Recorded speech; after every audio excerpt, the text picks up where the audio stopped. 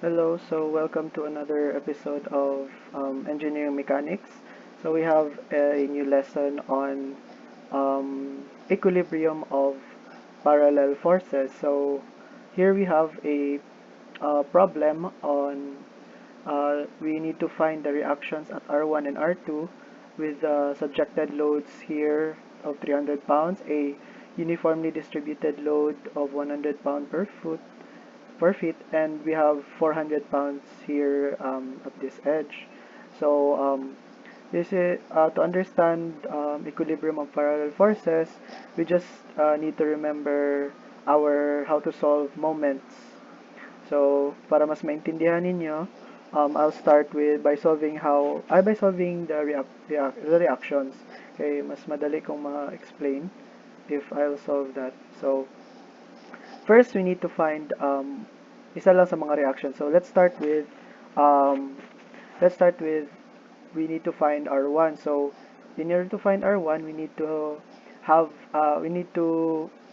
mag-moment tayo dito sa R2. So we have summation of moment at R2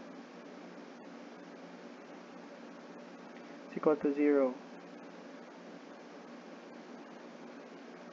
Okay. So para mas maintindihan nyo, ma-visualize nyo paano mag-moment. Let's say this bar here is a wrench. So if we moment at R2, meaning there is a force na maka na nagapa-stuck sa R2. So there are different forces that are acting upon the beam. So ano man yung mga forces na makapa-turn clockwise sa beam, then let's say dito yung yung point.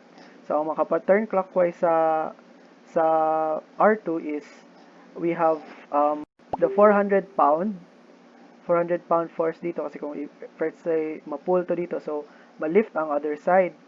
Then ang other one is ang R1 with its force paakyat. So meaning pag paakyat siya, edi ma-turn ang whole thing clockwise. So uh, we can now determine our positive forces. So when finding the moment, we need we need to find the moment from R2 to R1. So that's the distance times force. So we don't know the force of R1, so that's from R2 to R1, we have 2 plus 8, that's 10, 10 R1. Plus the other one na nakapaclockwise is yung 400. So from R2 to the 400, that is 4 inches. So that's 4 times 400.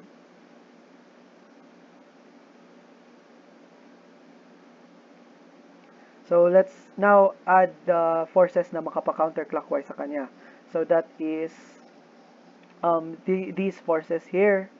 So we can easily determine sa yung ito dito sa concentrated load na 300 dito. That is from the distance from R2 to that point. So that's 2 plus 8 plus 6, that's 16. So minus 16 times ang force niya is 300.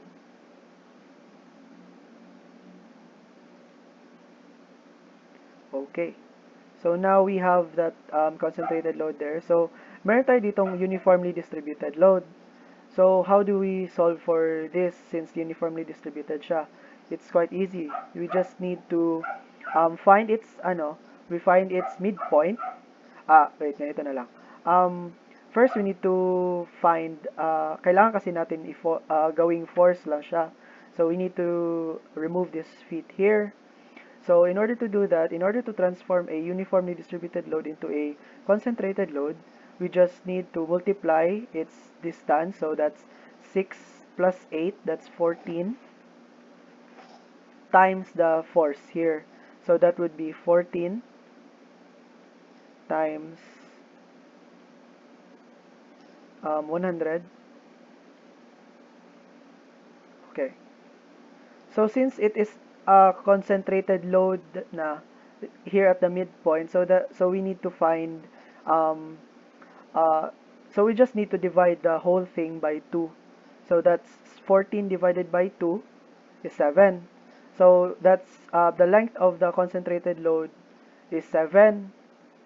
And then from that point, that point here, let's say here, from that point, we need to find its distance from R2. So that's 7 plus 2 is equal to 9. So we multiply it by 9. So distance niya is equal to 0. Then solving for that, we now have R1,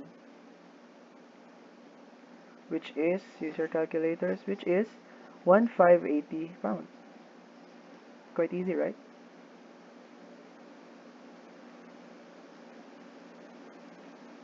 Okay, so now we have our R1. Then same thing we need to do with R2. So we have a summation of 4 moment along R1 is equal to 0.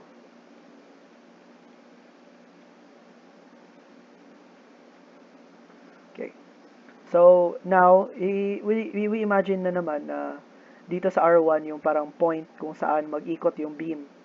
So that's we have forces na makapa-ikot counterclockwise sa R1. So we have a force R2 here.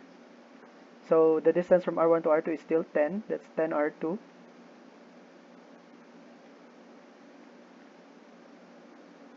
So ano pa man yung ibang forces na makapa-turn ng clockwise ang clockwise ang R1 from here dito lang na So we have here the 300 So from R1 to that concentrated load, so that's 300 plus 6.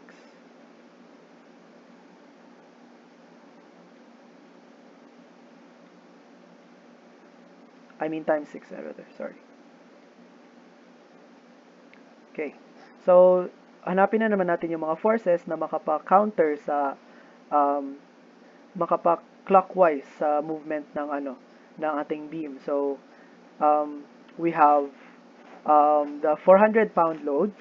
So our distance from R1 to that load is 8 plus 2 plus 4 is equal to 14. So that's 14 times 400.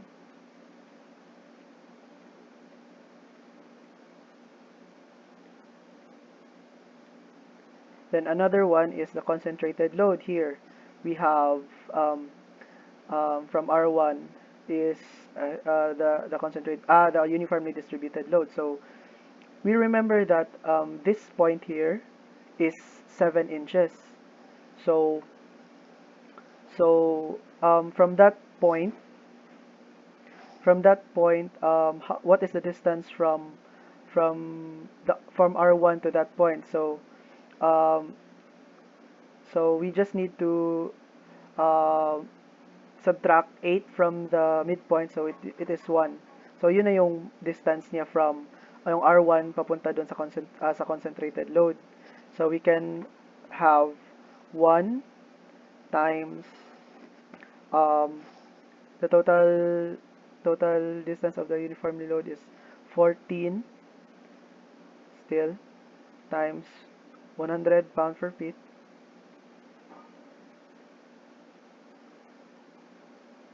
So there you have.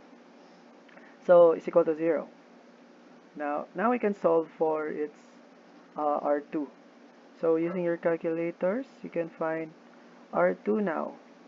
It would be equal to 520 pounds.